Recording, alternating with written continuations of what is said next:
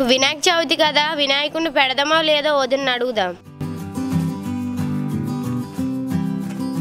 వదినా, ఓ వదినా. ఏంటోదినా? ఏంటోదినా? ఏం లేదు వదినా, వినాయక చవితి వచ్చింది కదా, మార్కెట్కి వెళ్ళి మంచి కలర్ వినాయకుడిని తీసుకొద్దామని. సరే వదినా, మంచి కలర్ గణపతిని చూసి పెద్దది తీసుకొని వద్దాం. సరే వదినా, మీ అన్నయ్యని అడిగి డబ్బులు తీసుకొస్తా. ఏంటోదినా డబ్బులు అంటున్నారు? ఏం లేదు వదినా, మీ అన్న నేను సినిమాకి వెళ్దాం అనుకుంటున్నా, అందుకే డబ్బుల గురించి మాట్లాడుకుంటున్నా. అది కాదులే వదినా, ఏంటో చెప్పు. అదేం లేదక్క, వినాయక చవితి వస్తుంది కదా, మార్కెట్కి వెళ్ళి మంచి కలర్ గణపతిని తీసుకొని వద్దామంటుంది వదిన. అవునా?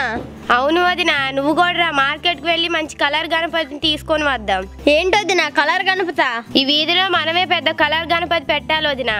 అవునక్క, ఈసారి మనమే అందరికంటే పెద్ద కలర్ వినాయకుడి తెచ్చి మనమే గ్రాండ్ గా చేద్దాం. ఏంటోదినా కలర్ గణపతా? కలర్ గణపతిని పెట్టకూడదు వదినా.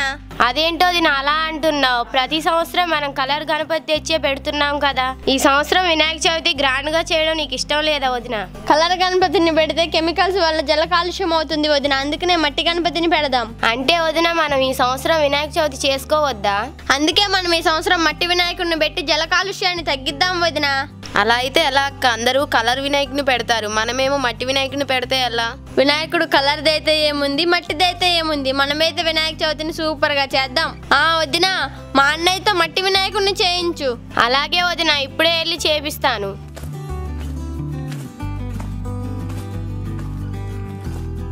ఏమండి? ఏంటే పిలుస్తున్నావు? ఈ సంవత్సరం మట్టి వినాయకుడిని పెడదాం అనుకుంటున్నామండి. వదిన చెప్పింది మీరు వినాయకుడిని బాగా చేస్తారంట కదా, ఒక వినాయకుడిని చేసి పెట్టరా?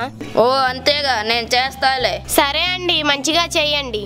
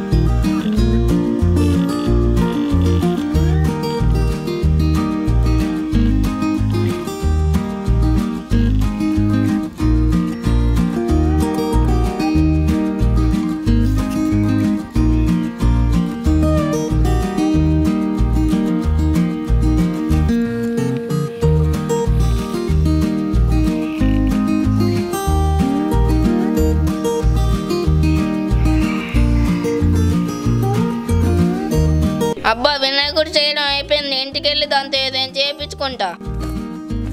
చిట్టి చిట్టి. ఏంటండి?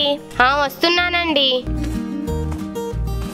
ఏంటండి, అప్పుడే అయిపోయిందా? అయిపోయింది. వినాయకుడికి రంగులేమన్నా వేసారా? మట్టి వినాయకుడికి కలర్లు వేస్తారా అని పిచ్చిదాని, ఆకలిగా ఉంది, ఏదైనా వండి పెట్టు. సరేనండి.